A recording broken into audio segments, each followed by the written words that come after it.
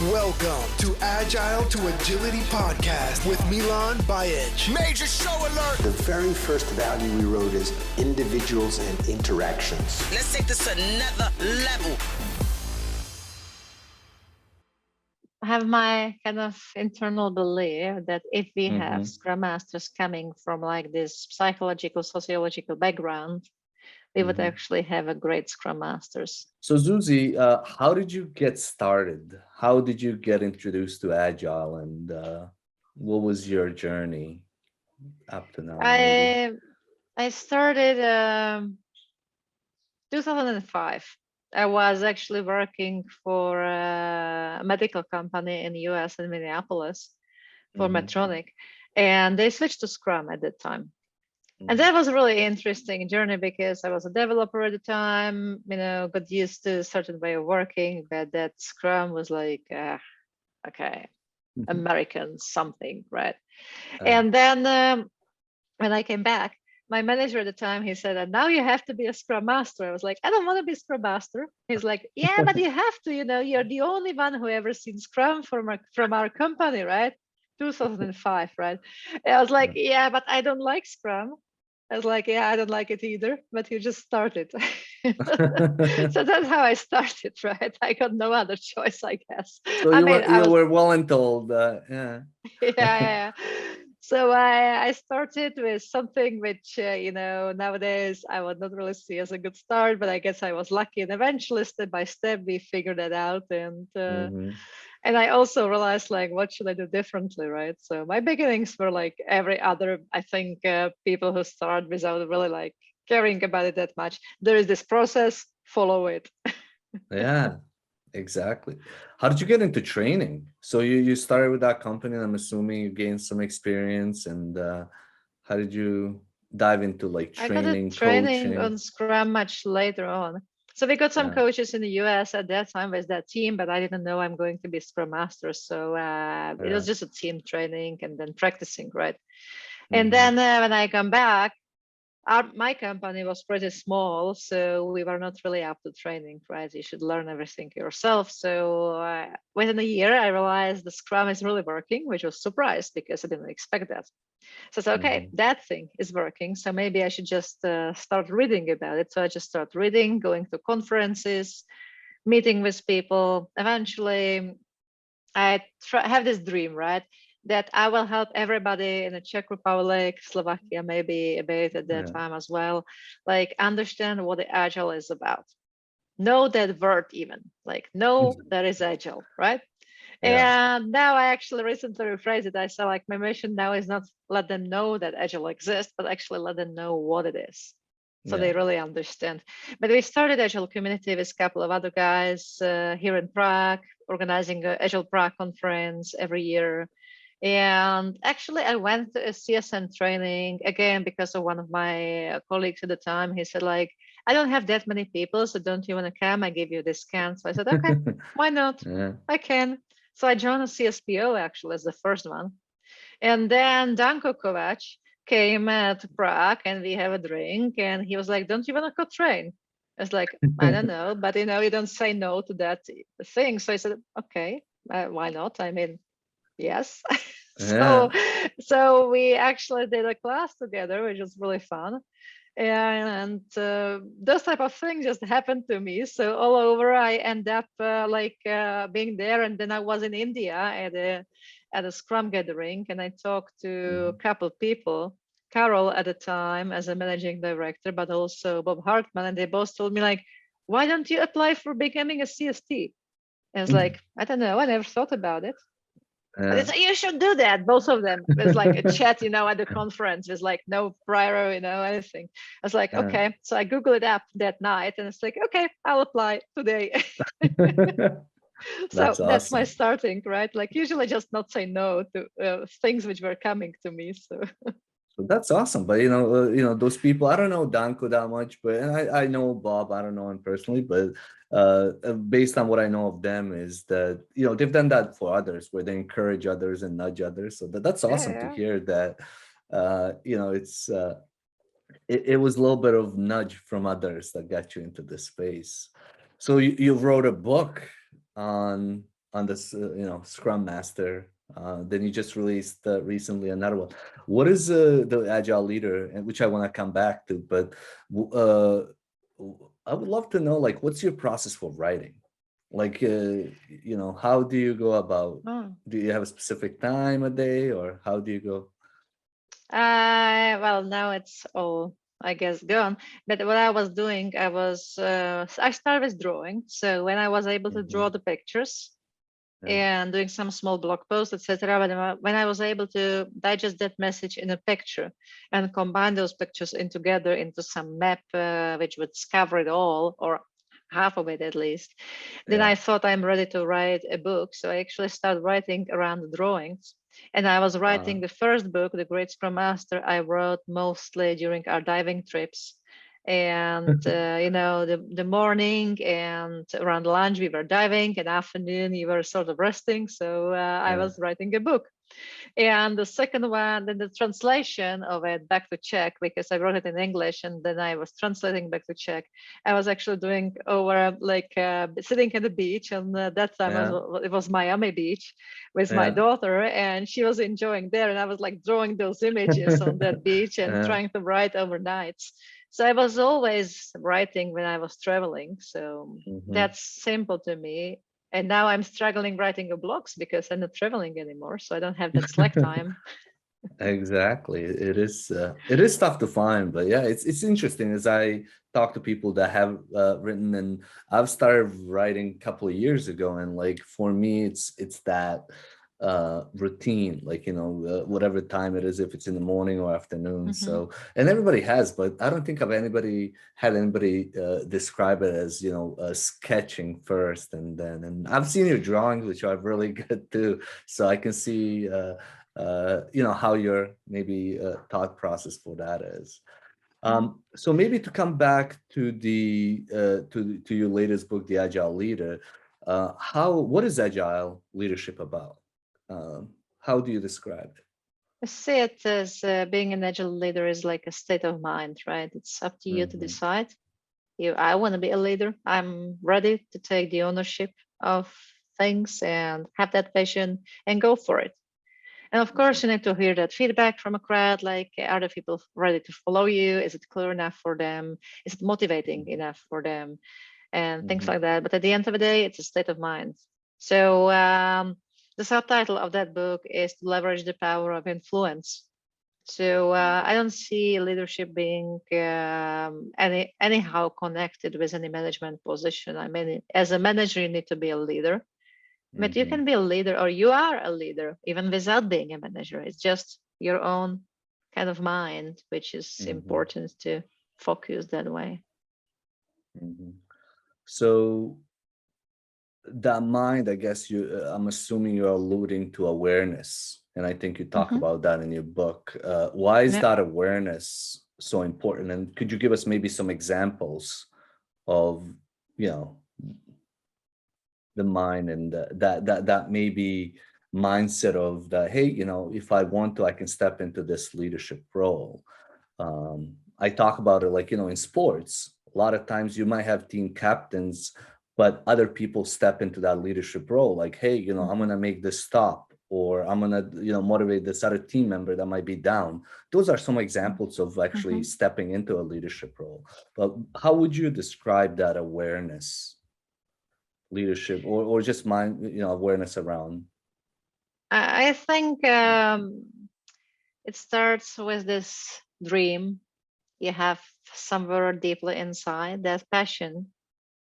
And they asked me about why I wrote it or how I wrote this book, but it's also before those pictures, it starts with the dream, with that strong message, which I believe I have to tell the other people. And I feel like, even if they all go to my classes, how many people I can teach in my life, right? Not that many. But actually, I can write it to the book and they can read it. And they don't even have to meet me. So this type of thing, like this passion, if you have that message or that's something you're really passionate about, that dream. And when I was still, taking care of the developers, I was a director of that engineering group and HR director at some point of a time. So I was kind of wondering, like, how can we make it more people growing, like growing from bottom up, right? Helping them to take over the ownership and become leaders. I would not call it that way at that time, but nowadays, looking backwards, it was exactly what I was doing. I was trying to encourage them to speak, encourage them to take over the ownership and say, hey, I want to do that. So we were, as one example of those initiatives, we were trying to figure out like how can we help each other to learn, because we were doing quite weird business, which if you go to regular class, people don't teach you those type of things. So we were like thinking, okay, maybe we should learn from each other. So how can we start this? So we actually ask our people like, what are you willing to share with others? What do you think you're great at? And the other question was quite the opposite. What do you want to learn from, and whom would you like to learn from that thing? And we actually came up with this nice ecosystem where people say, no, I don't think I'm great at that. But then I say, okay, I got the 5 or 6 or 10 people saying that they would like to learn Java from you. So, oh, really? I'll think about it.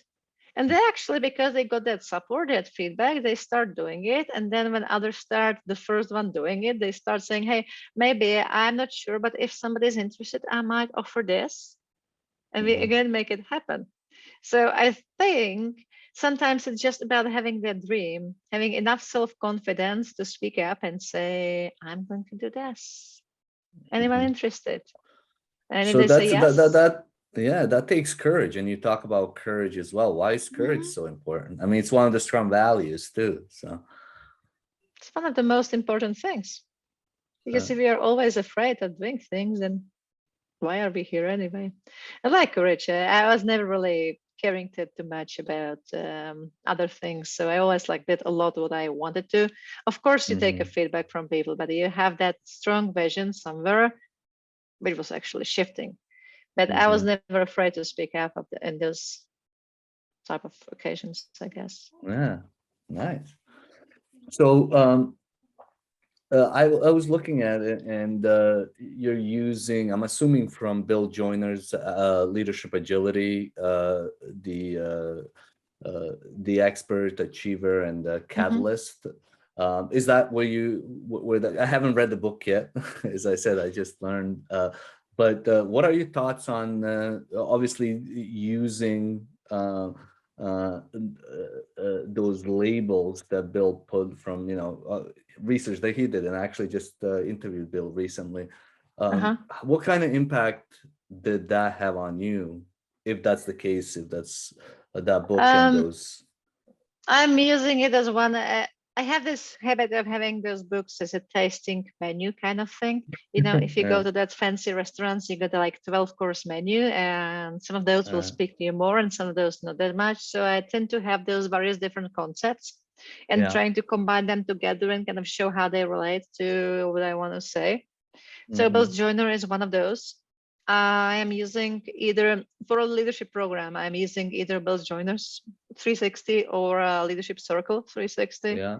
I found that Bill Joyner is, I would say, easier to do for a corporate world when you have really like a traditional organization where you have those managers and managers of managers and the traditional structure of hierarchy. It works really well. But if you try to apply it for people without that structure in their lives, working lives, like entrepreneurs, they have their own company with very little employees, maybe like contractors, but that's more like a network than anything. Then it's they sort of feel like it's too hierarchical and they don't fit. So I end up with a stage where saying when I teach or coach organization, which is more like traditional corporation, I would do Bill Joyner's 360 because it's really valuable and help people to reflect. And I most likely do Leadership Circle for all the other like agile coaches who are like floating around the world and being everywhere and nowhere and don't have this fixed structure in their main current positions, right? Yeah, and it's interesting, like, and I'm assuming I think when I was just looking at the questions to ask you and looking at the contents of the book too, you have reinventing organizations, and all of those are based on what's called adult development stages, right? Mm-hmm. That Bill talks that. So how Yeah. important is it for Scrum Masters to leaders to understand psychology and these adult development stages in the way that they lead? Because essentially you have to switch and change your approach based on the Mm. situation and cognitive development of the group or Mm. person that you're working with.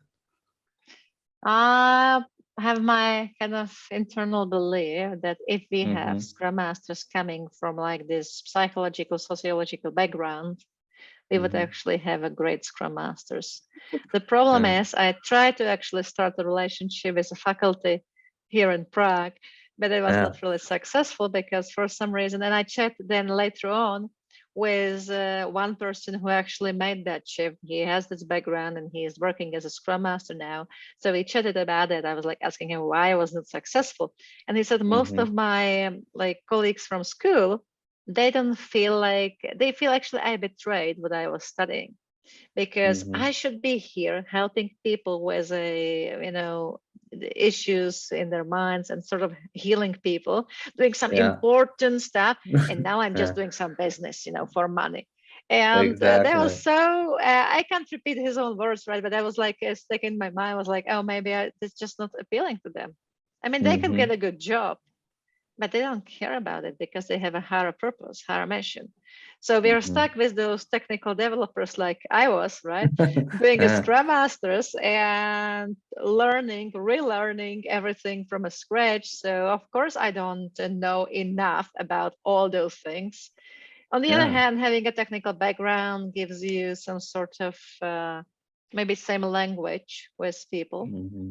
which makes it easier to connect, Mm-hmm. etc. But otherwise, I think I was always thinking if I should go back to school and study some sociology or something like this to understand this Yeah. more. Yeah, I dug into it, and like I tell people, like it really, I wasn't, and I'm still learning, right? A lot Yeah. about psychology, a lot about, just how do you understand people better? Because, Mm. Milan can go in and understand like how to facilitate this or how to do this or what's the best, technique for that. But if you don't understand people, you can't really be good Scrum Master or effective. You're not a holistic Scrum Mm. Master, and this goes same for the leaders. And a lot Mm. of times people see that as a soft skill. It's harder to measure.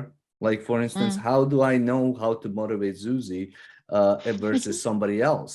And you might be motivated differently than somebody else. For you, money might not be an issue. For somebody else, they might Yeah. want more of a. And how, if you have a group of people or a team that you're working as a Scrum Master, how do you Mm. align their needs? So what do you do in that situation? How do you, based on what you know currently, like how do you show up and lead, or maybe when you're mentoring and coaching Scrum Masters, what are some of the things that you do to help them understand the importance of understanding people and culture? I actually put most of those. I think the biggest game changer, maybe let me rephrase, biggest game changer for me was going to ORSC, Mm-hmm. Organizational Relationship System Coaching. And I was waiting for going around it for a long time. I actually went to Lisa Atkins Agile Coaching Institute for all their classes, and when I Mm-hmm. finished that year by year, eventually I asked Lisa like, "Hey, I finished everything you offer. What's next? Where should I go Uh, next?" And she looked at me and said like, "We're doing ORSC, and we like it. You might like it as well." I said, "Okay, thanks for advice." And I was thinking about it for a year, yeah. reading the ORSC website, and at that time that website was sort of like not really appealing to me. It was like not saying anything about what is inside. I was like, I don't know. She Yeah. recommended it, but it's a lot of money, a lot of time. Should I go there? Should I not? And then one day I just say, okay, I go. And then you Yeah. realize there is a discount if you buy all 5 classes. So I was like thinking about it for about an hour, and then I said, okay, buying all 5 and just Yeah. go for it. And so I went to Toronto for the classes, and it was really nice group of people, and I enjoy it. I still have friends Mm-hmm. from that cohort, by the way, and it completely changed the way how I look at things and how I do my coaching, how I do my Mm-hmm. classes, how I approach lot of things, right? What are So some of it the biggest actually, differences? Like if you reflect back, what is something that you did and now like I wouldn't do that again after that um, class? I, I think the biggest difficulty I was like I was looking at the organization from bottom up, thinking we as teams need something so that you have to understand. It was Mm-hmm. this overlying mindset. I would not call it that way. I was like trying to just to give advices, like talking to executives, and give them advices. Try it. It's like useless, right? They know better Mm-hmm. anyway. So when I started actually asking them questions and coaching them a little bit more and be more reflective of the entire system which is going on there in that organization, I was finally able to work with them. And that was behind me starting this CAL program and CAL 2 right now and those other things. So I think I become more patient as well because of that. And Mm-hmm. kind of there is this rule, right? System rules saying like that who knows what is right and what is not, which Mm-hmm. I learned in ORSC, right? And so I think that's the overlying principle I try to apply to most of those situations. It just Mm-hmm. looks like a perspective. There is a 2% of truth on every perspective. That's cool. What else is here, Exactly. right? And try Exactly. to listen to the voice of a system, try to be more curious about those type of things. Mm-hmm. And having a technical background, originally when I was starting, I knew 1 + 1 is always 2, right? Mathematics. So Mm-hmm. that's how I look at life. Kind of this, that. It's wrong or it's right. Yeah. And I think over the years I shifted from like, okay, well, it doesn't have to be either right, either wrong. It's actually both at the same time in a way. Now, Exactly. how can I help those people to see that, Mm-hmm. to be aware of that, to accept that? So Mm-hmm. that's what actually this started at the beginning of the CAL classes, which emerged into the book. But it's always like I did a class where I talk to hundreds of people about that Yeah. topic and try different stories and different things. And once it fits, I'm ready to start drawing it and write pages of text and trying to describe it and sort of put it out. But that the picture in my head is sort of coherent. So that was behind it, right? I try to feel like, how can I help the people to make that shift Mm-hmm. and sort of understand that organization is a system, human relationship Mm-hmm. system, and can you be aware of it? Can you stop judging it all the time? Like this is right, this is wrong, Mm-hmm. this should be this way, this should be that way, because who knows? Exactly. And that's so hard, right? And it goes back to the awareness too. Like, Yeah, and then, what resonated, when you said, like, look at it from different perspectives, because there's truth in all of these perspectives, right? it Versus us is. being just tied to our own perspective. And I can also, like, in my Cal classes, I'm also like piloting stuff that I'm Mm-hmm. writing about and getting Yeah, immediate feedback from people. So I can relate to that. It's really good to, like, hey, I'm thinking about something, or how would I explain it? You yeah. actually put it into class and And you see get what the happened, feedback right right? away. Yeah. Exactly. Uh, And I need a couple of those classes to sort of consolidate it because you have it in your mhm, head, but they explain it is one way and then write it is the other way. And mhm, those things are interesting, right? But I think all over, like being able to feel those relationships and focus on the relationships mhm, and see the impact of that work was very important for me. mhm. How much of coaching do you do? Like, what does agile at the executive level look like? Because when I work with executives, it's a little bit different, right? It seems at least that they don't have time for a lot of this stuff, and you have to kind of influence. You talked about influencing, right? Mm. Influencing is a huge, huge part. So, what are some of the things that you do, and maybe talk about in classes when it comes to influencing and agile at the executive level, or Uh, agility at executive level? Agility, agile, yeah. What I did two things. I like to fix dysfunctional teams at any Hmm. level.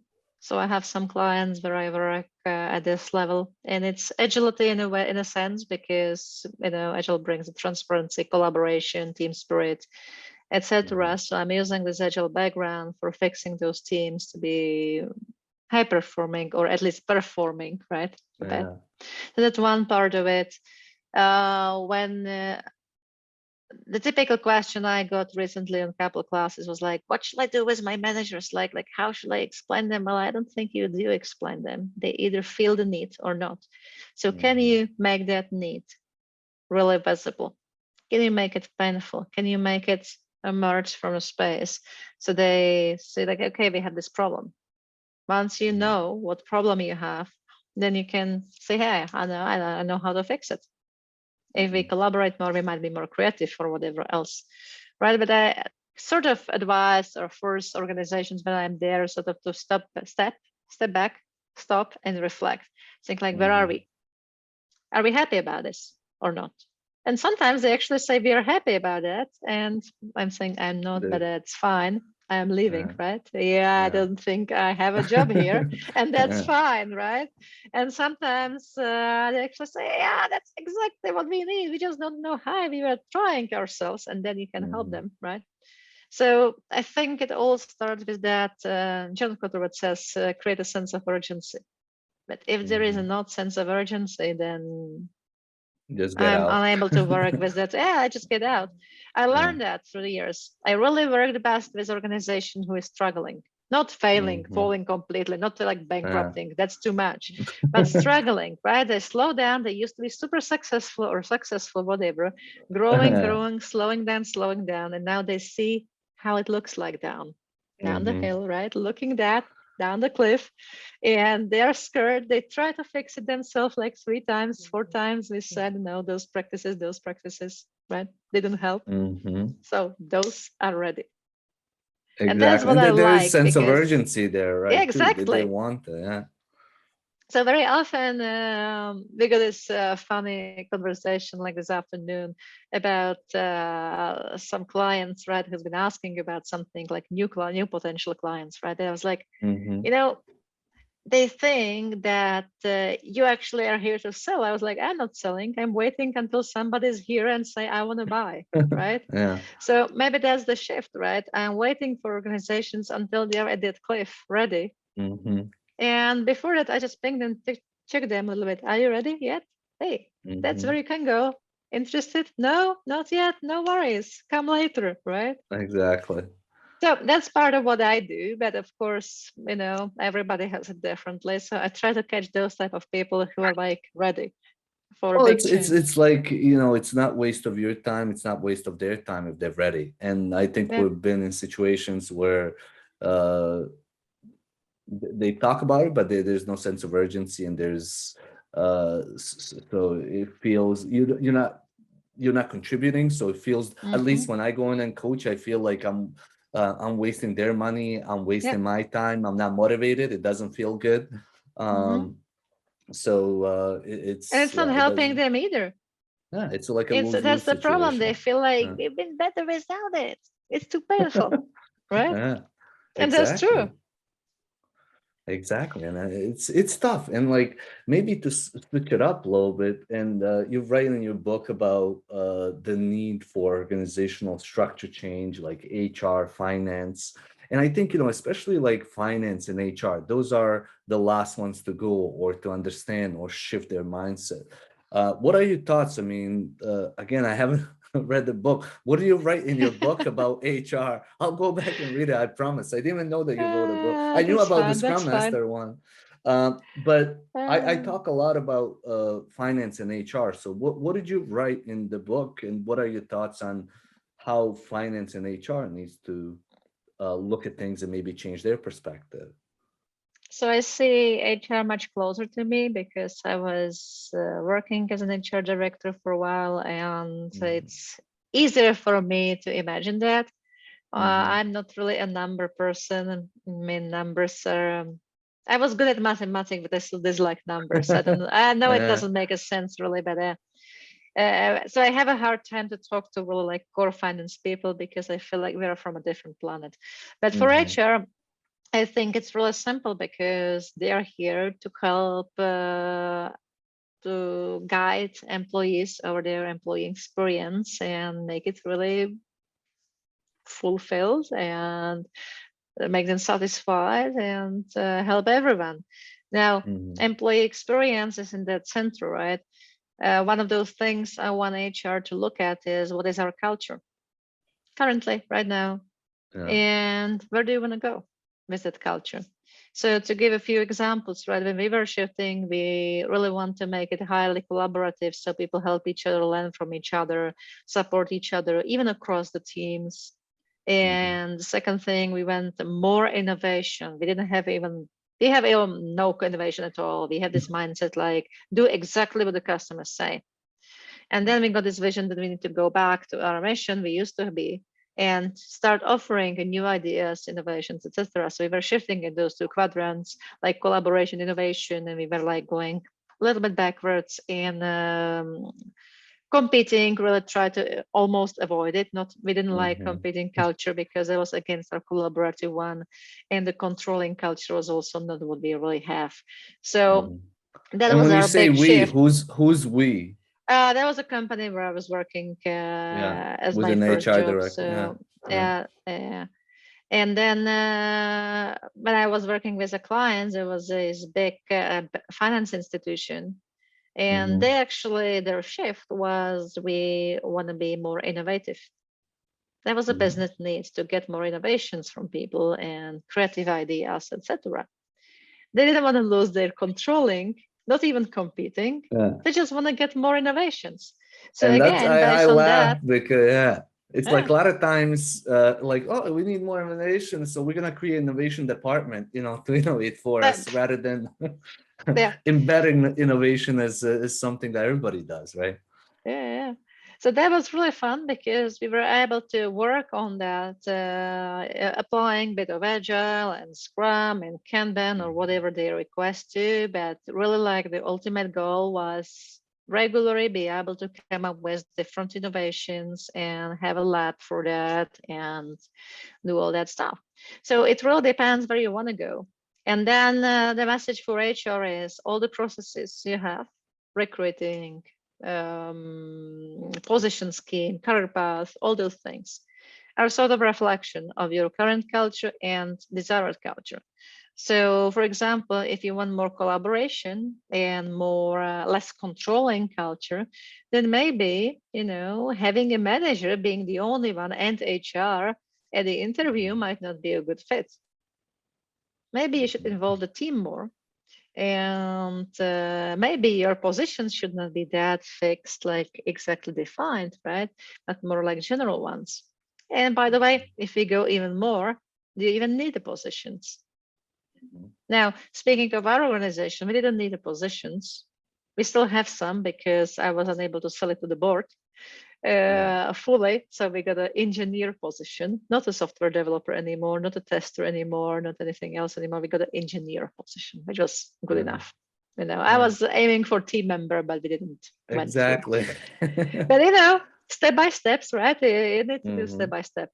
But in that bank, for example, no one will even go for it. It's like, oh, we are an institution, we have to, So you don't even open that conversation because it's not in your way to do things. So always like where you are your practices supporting that current culture, or do you need to shift them and sort of move to different directions? So I really like no positions, because those positions are only stacking people in their boxes and don't allow them to really be who they are. I like no KPIs, really just like, this purpose-oriented thing. On the other hand, I don't think every organization is ready for that. I like radical transparency, but again, transparency is scary, right? If you don't have trust. So those things are sort of interconnected, and you have to find a good match. It was really interesting. I got one of the people I was coaching, they actually got one day this brilliant idea that they asked their team. It was a high-level team of people who, well, actually they got some issues in between of them, which we knew all. It was no secret in that. But they say, you are now a team. We are now Agile organization. So you guys distribute your salary yourself. It was a great, brilliant idea from Agile world, like a really, really bad way, right? They were somewhere here still. And actually didn't work that well on the first look. Now, going back to is it right or is it wrong, right? You might say that it was really a bad idea because those guys actually have a big fight and really ugly, and it got escalated back to that leadership team again. And they didn't want to talk to each other even and sit in the same room together. So they have to fix it and talk about it. On the other hand, those individuals who started that fight or who were fighting, they learned something about themselves eventually, and they were able to fix that through some external coaching and be able to work with each other again after some time. So they learned something about themselves as individuals. The leadership team learned something as well, that maybe they are not such a good team and maybe they should do something about it. And by the way, as a result of that, they changed the CEO, which was Yeah. there on their table for 2 years and no one was doing anything about it. So then it happened like this, by the way. So was it a bad thing or was it a good thing? And that's what I really like on working with complexity, because there is no right, no wrong, no good, no bad. They're just But different things which context, yeah. eventually will vary out somehow. And you can look at them as bad or good. Do you learn from them? And if yes, well, we know that you survive. And if yes, well, Exactly. And context is also so important, right? Like in that good or bad, because like, the context kind of dictates a little bit as far as like, what's good or what's bad. For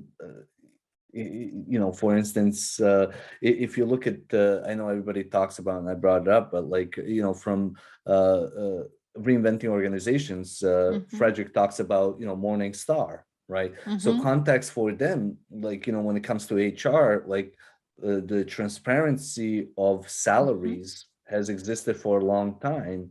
And in their context, that works, right? Where people actually see each other's salaries. When you want to raise, you talk to your peers, you don't talk to the HR. And in that context, it works perfectly. But good luck trying to do that in a insurance company or a bank, like you said. It's not going to work right away, and the context needs to change to some extent, right? That's true. That's true. And you need to raise a trust a lot. So you can't raise a transparency without having enough high level of trust. And that's tough because people say, yeah, we trust each other because he did his job. That's not enough. You need a vulnerability to really trust them on a higher level. So how do you grow trust? You've written about that too. Building relationships, right? Really just like doing those different team buildings. That's the issue over the virtual now. A lot of teams are now living on debt, I think, from what they created before. Now you have a lot of team members in many organizations where they never see their colleagues. They just pick up a laptop and never see anyone. I mean, except Zoom. Then I was having recently a Scrum Master at the class, and she was saying, what shall I do? I was hired in March last year, and I never seen any of my team members. They are saying they won't start the video camera because their CEO said it's not necessary. I don't know what to do. I don't know how I should be a Scrum Master. Now you're telling me what a Scrum Master is doing, but I technically can't do it. What should I do? I was like, I'm not quite sure I have the answer for you, right? So we have a nice conversation with the other guys as well, like what do they do to really help people to show up on camera and build that relationship virtually. Yeah, at the end of the day, it's about relationships. So how can you build relationship if you never see anyone, right? For some people, it's tougher, easier. For right? some people, it's harder. It's easier to go for a drink, right? We are all friends. Exactly. No, but it is. And I think it's also easier for younger kids than older kids. I was recently doing a class, and just something that stood out to me so I'm doing the class in mural, right? Like, and I'm facilitating. And all of a sudden, it was a group of younger people. They start taking notes on my mural. And I'm like, what's going on? Like, people putting notes, taking notes as I'm saying. And I'm like, what's going on, guys? And they're like, yeah, this is like what we do. Like, it's now collaborative. They're talking in the chat. Yeah, I've seen the talking in the chat, but I've never seen like people like actually taking notes as they go, people commenting on theirs. And I'm like, when I was in college, and it doesn't, it's a long time ago now, but it doesn't feel that long time ago. Like I was joking, I would pay for the notes, you know, you pay, if somebody took good notes, you That's would true. actually pay for it. And now it's all transparent. They're collaborating as I'm talking. And it made me think about just like, a lot of times I'm saying like, oh, you know, my dad has a certain way of thinking because, you know, just, you know, in the environment that he grew up in. And now I'm seeing myself being that guy. The younger kids are like, yeah, this is, and it's been interesting too. Like, you know, so I started teaching undergrad Scrum in undergraduate to like, you know, 17, Nice. 18, 19-year-olds.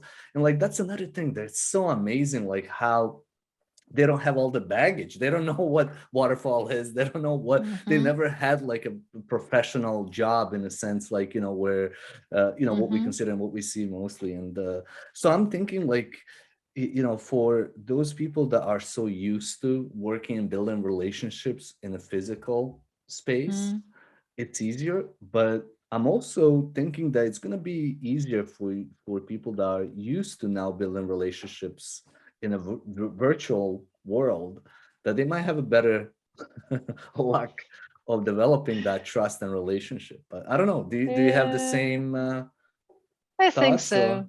Uh, I said that I think it's also about the culture, like very life, but also very mhm, work. So there are some mhm, people from organizations like they're saying, no, no, we can't use this. It's funny. All those organizations went to virtual now, right? mhm. They ask people to be in a home office, etc. But they're restricting them from you're not allowed to use Zoom, you're not allowed to use Google, you're not allowed to use Dropbox.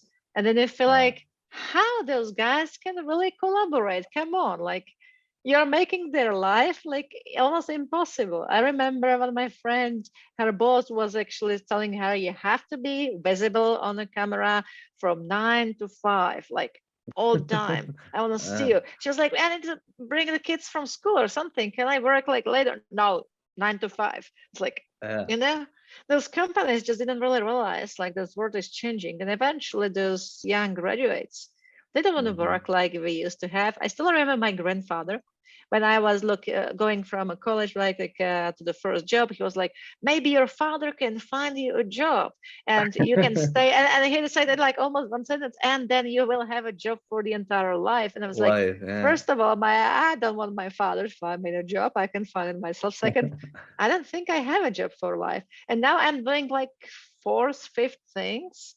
I completely Mhm. changed. And it's so funny because still my grandfather would think there is a thing like existing. I know he was working in that thing for the entire working life, but that's Mhm. ridiculous now, right?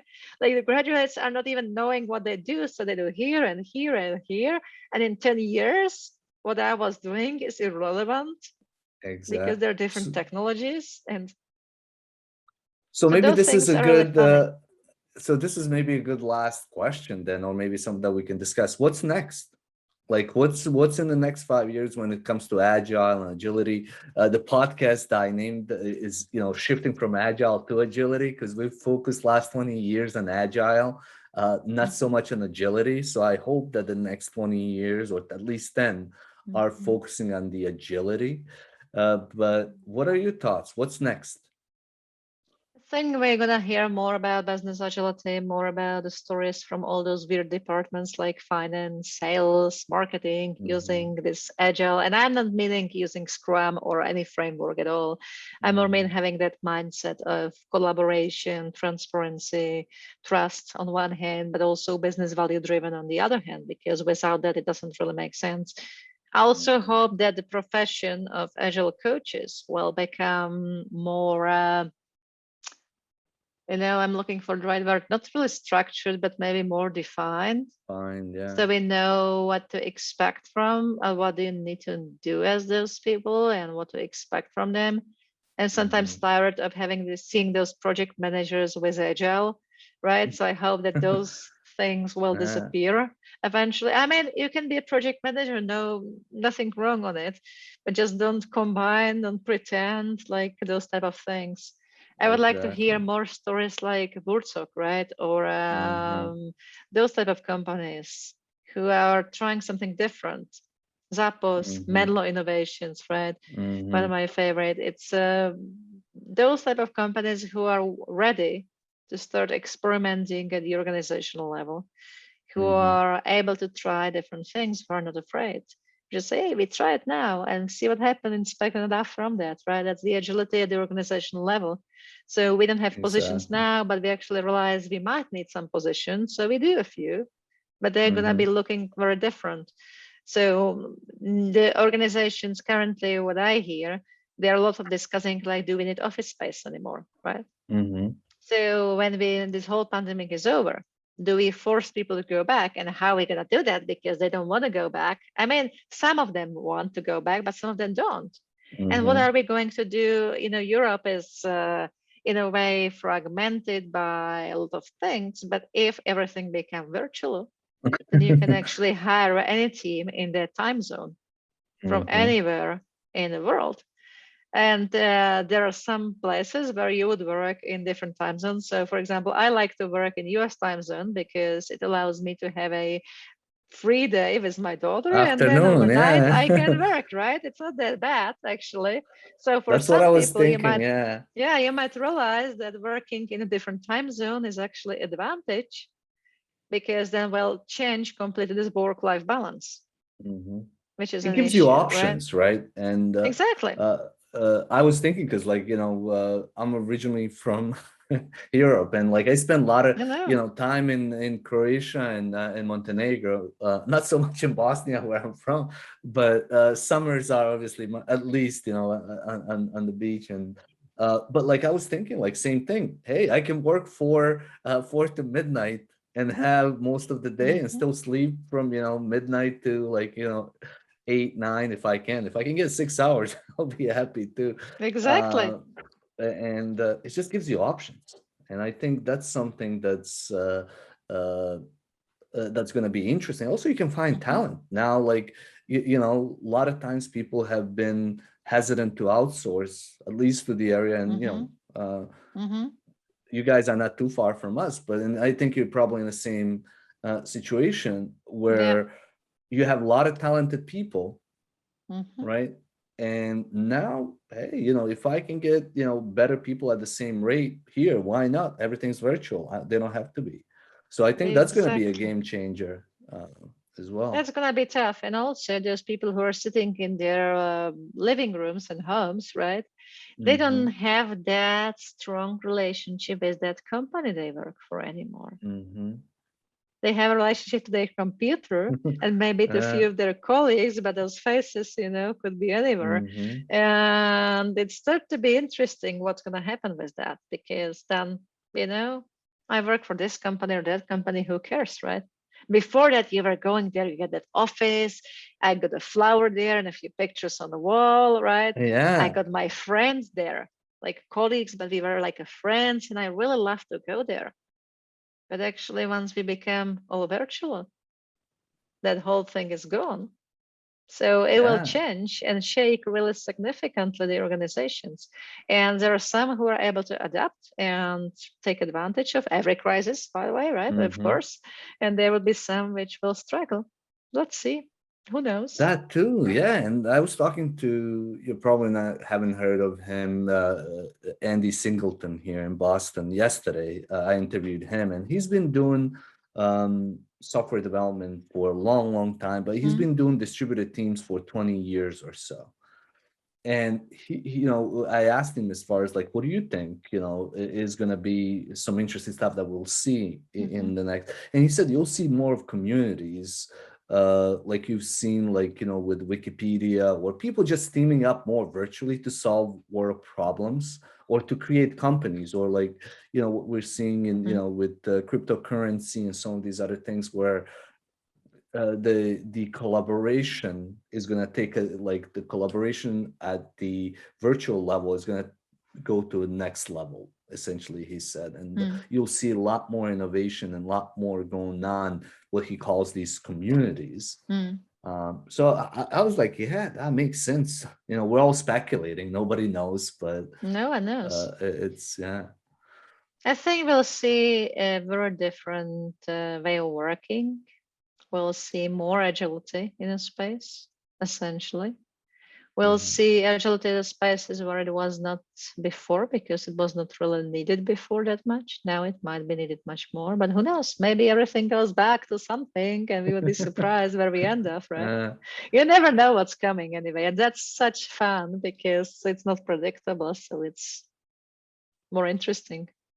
Yeah. So maybe as a last question here is what do you for aspiring Scrum Masters leaders, what is your what is an advice stepping into maybe mentoring role? What is a couple of advices that you share with people for aspiring Scrum Masters and leaders?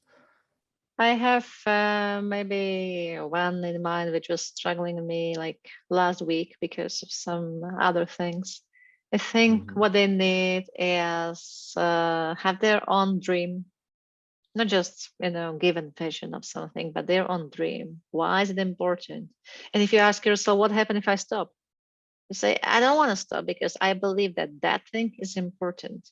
So that's kind of dream is at the beginning there. And the dream could be, I want this team to be able to do this or that, or work like this, or have energy and be happy at work, or anything, right? Then once you have that dream, then you might need to have a lot of self-confidence and courage to go for it. And optimism. So the last thing would be the optimism. Because if you give up, it's going down. So don't give up. It's going to be better.